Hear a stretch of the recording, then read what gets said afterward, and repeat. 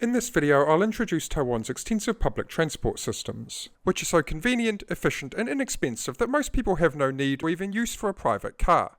But the nation's long history of colonisation, combined with earthquakes and rapid urban and economic growth, have made public transport systems here quite different to even those in neighbouring countries. So in this video, I'll share everything you need to know to travel around Formosa as a tourist or a new resident. Starting with rail, we can divide it up into the older conventional trains and the newer high-speed rail.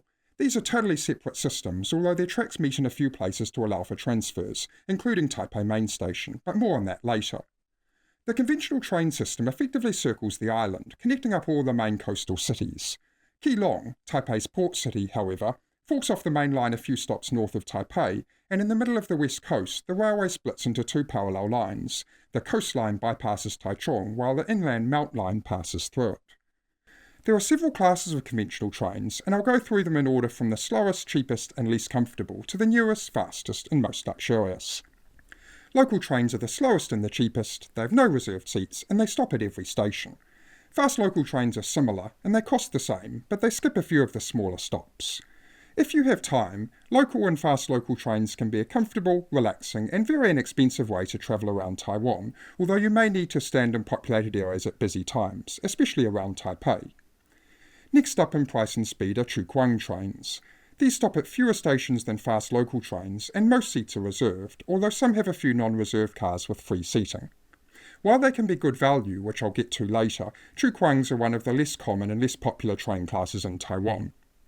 Next up are Zicheng trains, which are often translated to express or limited express in English. These are similar to Chukuang trains, but they're faster, cost more, and only stop at major stations. Everyone who stays in Taiwan for more than a day or two should purchase an EasyCard, Taiwan's most popular electronic cash system. EasyCards can be used to pay for all the trains discussed so far in this video for less than the price of a regular ticket. The actual discount rate is complicated, but it's generally more significant for shorter journeys or for when riding Chukuang trains, as their fares are calculated at the same rate as for local trains.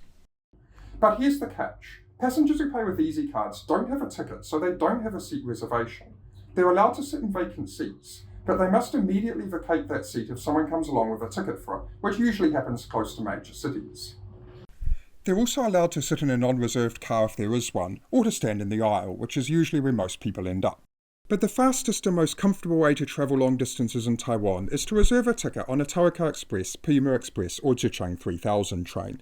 Fares for these three premium class trains cost the same as for regular Zicheng trains, despite them being considerably faster and more comfortable.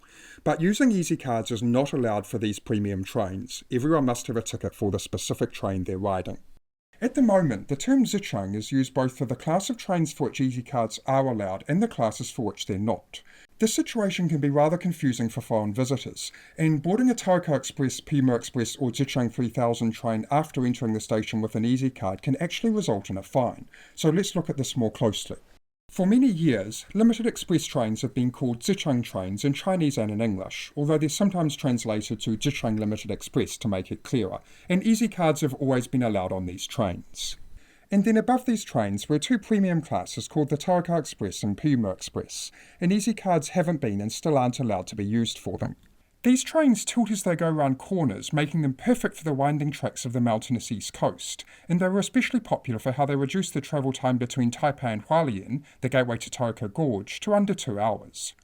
Now, as limited express trains, these technically are Zicheng trains, but due to their premium status, they were given special names after Aboriginal tribes, the Taiwan tribe, who are based around Hualien and after whom Taiwan Gorge is named, and the Puma tribe, who are based further south around Taidong.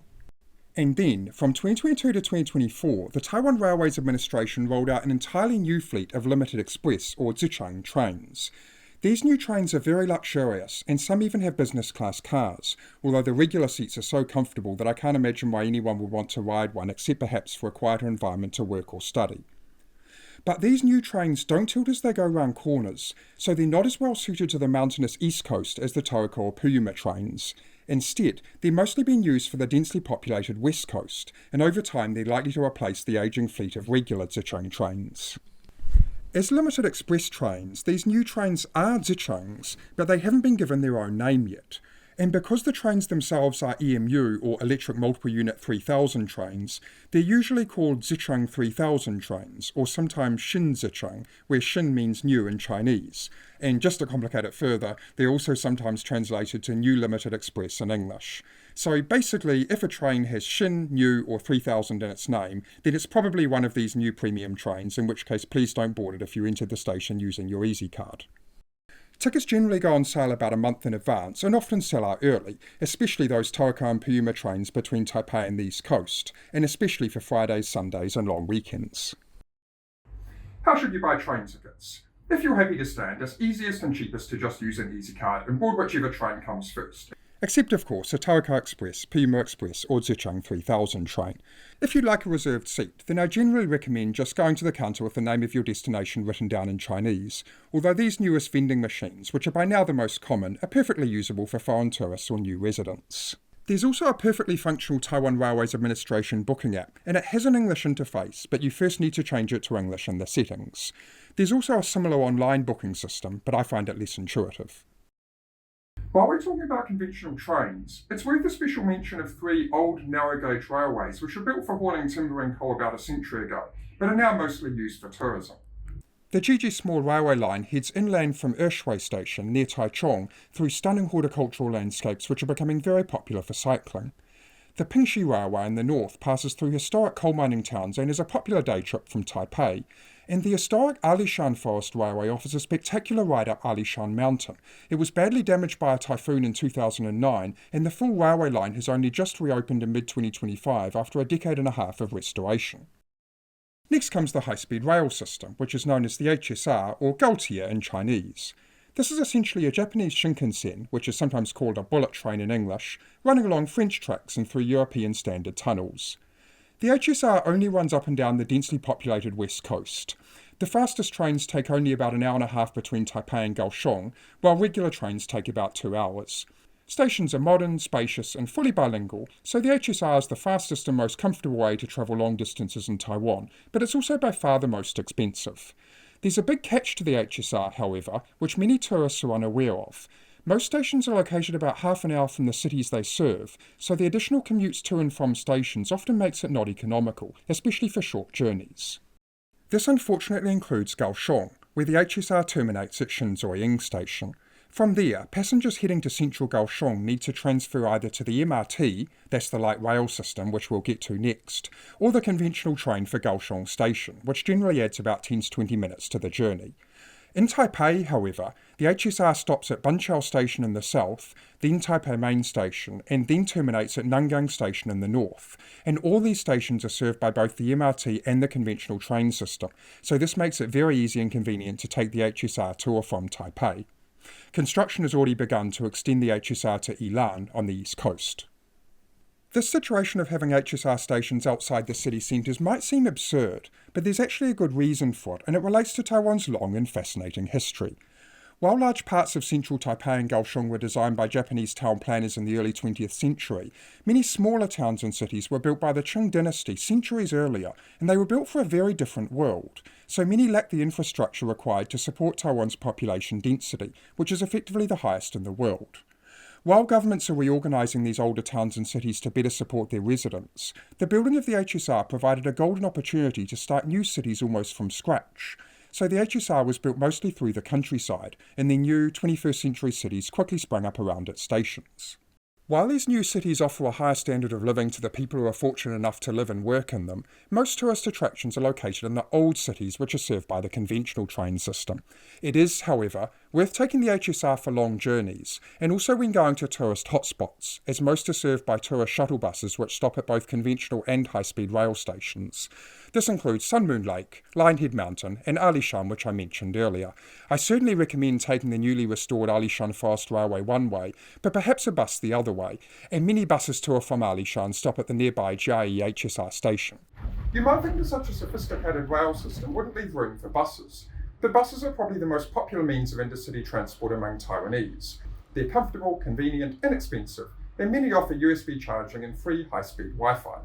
Intercity buses are usually comparable in price and travel time to local trains, which makes them about a third of the price of the high-speed rail, but commutes take about 3 times as long, and often longer at rush hour, because most of Taiwan's freeways don't have bus lanes. Schedules run according to demand, and while long waits can occur on Friday and Sunday evenings, especially before or after long weekends in the Lunar New Year, it's usually possible to just turn up and get a seat on a bus within a few minutes. Taipei's main bus station is located just to the north of Taipei Main Station and is connected to it by underground passages. But there's also a separate bus station to the east of Taipei Main Station, which is where the buses to the airport leave from, although for most travellers the Taoyuan Airport MRT is a more efficient way to get to the airport. Now, to compare all these options, let's consider a trip from Taipei to Taichung. This trip takes us about halfway down the densely populated west coast, a distance of about 150 kilometres. The best way, if you know in advance, is to reserve a ticket on a Puma Express, Tohoku Express or Zhejiang 3000 train. This trip costs 500 Taiwan dollars, which is about $17, takes an hour 40 minutes, and you're guaranteed a seat on a fast, comfortable train.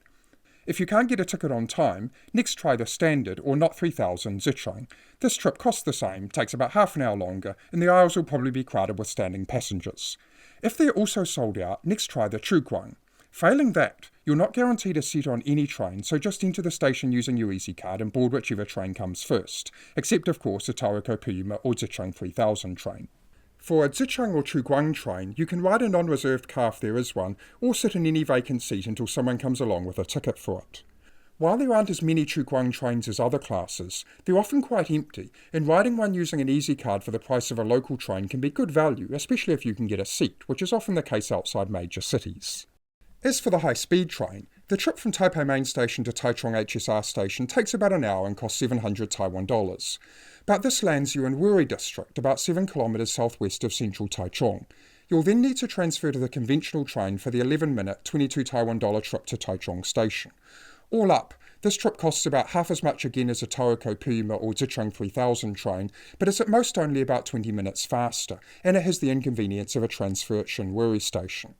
Finally, a bus from Taipei to Taichung costs about 300 Taiwan dollars and generally takes about 3 hours, although it can take considerably longer at peak traffic times. Now let's look at getting around cities. Taipei, Taichung and Kaohsiung have excellent metro systems known as MRTs, which stands for Mass Rapid Transit, and they're among the world's cleanest, most efficient and most inexpensive metro systems. Some lines run above the ground, like Bangkok SkyTrain, and some are underground, like subways or tubes, and some alternate between the two. Most trips cost between 20 and 50 Taiwan dollars, which is about 1 to 2 US dollars, and day passes can be bought for 150 Taiwan dollars. Lines are referred to by colour. Eating and drinking, including sipping water, are strictly prohibited. If you can't get somewhere by MRT, there'll almost certainly be a local bus. Please be aware that, in stark contrast to Taiwan's intercity buses, local buses can be quite uncomfortable as drivers accelerate into gaps in the traffic like scooters, often before boarding passengers have even had a chance to sit down. The user-friendly Bus Plus app tracks buses in real time and has an English interface. As on the MRT, eating and drinking are strictly prohibited. I strongly recommend paying for buses using an Easy Card. Just swipe it by the sensor as you board and as you leave the bus. Buses can't give change, so never board a bus without an Easy Card or coins unless you're willing to give up a 100 NT bill, in which case you'd probably be better to spend it on a taxi. Taxis in Taiwan are incredibly honest and reliable, and in 10 years I've never been ripped off, something I can't say for any other country, not even Japan. Flagfall in Taipei starts at 85 Taiwan dollars, which makes taxis a good option for short hops around the city which aren't directly covered by the MRT. In smaller cities and towns, taxis are fewer and further between and more expensive. I recommend tipping taxis about 10 to 20%, but I don't recommend tipping elsewhere in Taiwan because it's not part of the culture, and tipping in restaurants is likely to drive wages down. If you're stuck somewhere and you need a taxi, it's possible to go into any convenience store and ask them to call one. The Taiwanese government fought a long war with Uber, who for years refused to pay taxes and insurance fees, but in 2019 the government won, and Uber finally admitted they're a taxi company and began paying their dues. Because of that and because of how the company operates around the world, I'm not a fan of Uber myself, but if you are, it's safe and legal to use it in Taiwan. How about bicycles? During the Japanese era, cycling was the most popular means of transport. But after World War II, the motor scooter took the bicycle's place, and Taiwan now has more motor scooters per capita than any other country. But cycling is making a fast comeback. In many parts of Taiwan, particularly the central mountain range and the plains in the middle of the island, offer some spectacular cycling opportunities, but that's for another video. The excellent YouBike public bicycle sharing system allows users to rent bicycles and then return them to any available dock in the city. Rental starts from 10 Taiwan dollars per half hour for up to 4 hours, and then doubles to encourage people to return them as soon as possible. But even at 20 Taiwan dollars per half hour, they're still excellent value. After 8 hours, the rate doubles again, so if you'd like to rent a bike for a whole day, then it's probably better and cheaper to rent one from a proper bicycle rental store, and they're very common around popular cycling areas such as Xindian and Dunshui. Under the original system, which was known as YouBike 1.0, tourists were able to rent a bike from the kiosk using a credit card, but the newer YouBike 2.0 system, which has mostly replaced it, has done away with physical kiosks, so it's now necessary to install the YouBike 2.0 app, which is user-friendly and has an English interface. Alternatively, it's possible to rent a bike using an Easy card if the card has been registered within the app or on the YouBike website. While the app is probably more reliable, a Google Maps search for YouBike usually brings up nearby stations as well as the availability of bikes and empty docks to return them to. Electrically assisted YouBikes are currently being rolled out. These start from 20 Taiwan dollars per half hour for up to 2 hours, so that's twice the price of regular bikes, but they're still a very inexpensive way to get around, especially for longer commutes or for recreational riding. Taipei has a lot of designated bike paths, but in smaller towns and cities is often a choice between the road, which is dangerous, and the footpath, which is illegal. Wherever you ride, please be careful. Finally, while new suburbs are about as aesthetically pleasing as any modern, densely populated metropolis can be, and there are still some beautiful old Japanese colonial buildings in use, most Taiwanese cities leave a lot to be desired. So I strongly recommend using these public transport systems to get out of the cities and enjoy the beautiful countryside, especially the wild south, the beautiful east coast, and the stunning central mountain range. But they're all topics for other videos. Till then, thanks for watching. Most of Taiwan cities